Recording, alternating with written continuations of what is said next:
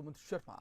केंद्र सरकार की गाइडलाइन के बाद भी कई सिनेमाघर बंद हैं। फिल्म रिलीज नहीं होने के चलते मल्टीप्लेक्स की परेशानियां बढ़ी हैं। कोविड गाइडलाइन का पालन करने में भी खर्चा बढ़ेगा, ऐसा संचालकों का कहना है। सिनेमाघर संचालकों का ये कहना है कि कोरोना गाइडलाइन का पालन करने में उनका खर्चा बढ़ेगा। राजधानी भोपाल में ज्यादातर सिनेमाघर बंद पड़े हुए हैं।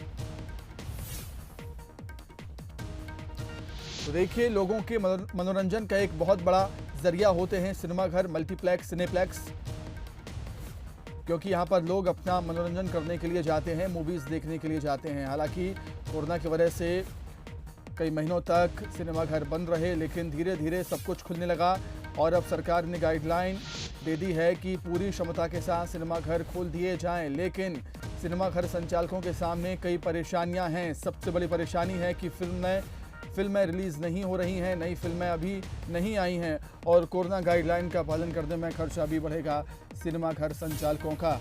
अधिक चर्चा के लिए हम सीधे बातचीत करेंगे हमारे संवाददाता आकर्ष शर्मा से। आकर्ष, जाहिर सी बात है जब कोविड का टाइम था, हालांकि कोरोना अभी भी है, लेकिन जब पीक पे था तब फिल्मों की शूटिंग रुकी थी और यही वजह है कि फिल्में अभी रिलीज नहीं हुई हैं। फिल्में रिलीज नहीं होने के चलते मल्टीप्लेक्स के सामने समस्याएं हैं कि कौन सी फिल्म दर्शकों को दिखाएं।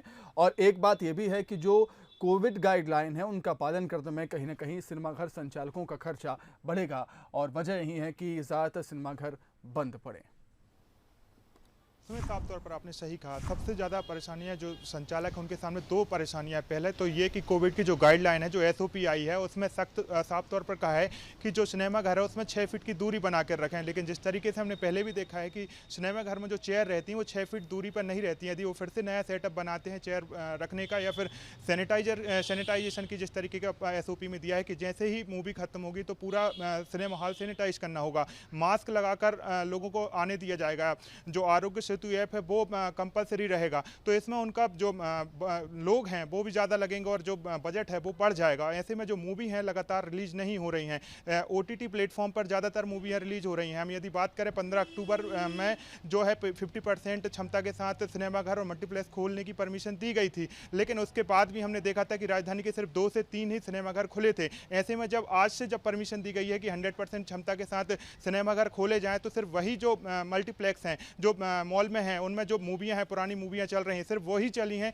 आज भी अधिकतम जो सिनेमाघर है, करीब 80% जो सिनेमाघर है आज भी बंद नजर आया। और जिस तरीके से मैंने जो संचालक हैं उनसे बात की है तो उनका साफ तौर पर यही कहना है कि गाइडलाइन का जो हम पालन करेंगे उसमें एक तो खर्चा बढ़ेगा, दूसरा जो है जो पिक्चरें हैं वो रिलीज नहीं हो रही हैं। ऐसे में पुरानी पिक्चर लगाएंगे तो दर्शक कम आएंगे, ऐसे में वो खर्चा नहीं उठा पाएंगे। यही कारण है कि वो केंद्र सरकार और राज्य सरकार से यही मांग कर रहे हैं कि उनको जो उनका जो खर्चा है, जो चाहे वो बिजली का हो या अन्य चीज़ों का खर्चा हो, उसमें रियायत दी जाए और साथ में जो लाइसेंस है उसमें भी उनको रियायत दी जाए। तमाम तरीके की रियायत मांग रहे हैं। यही कारण है कि जो निचले स्तर के जो संचालक हैं, मल्टीप्लेक्स संचालक हों या सिनेमाघर संचालक हों, वो अभी अपना जो सिनेमा है वो नहीं खोल रहे हैं। सुमित, ठीक है आकर्ष, आपका बहुत शुक्रिया तमाम बातचीत के लिए। तो केंद्र सरकार की गाइडलाइन के बाद भी कई सिनेमाघर बंद हैं क्योंकि नई मूवीज रिलीज नहीं हो रही हैं और जो कोविड गाइडलाइन है सरकार की उसका पालन करने में जाहिर सी बात है संचालकों का खर्चा बढ़ेगा।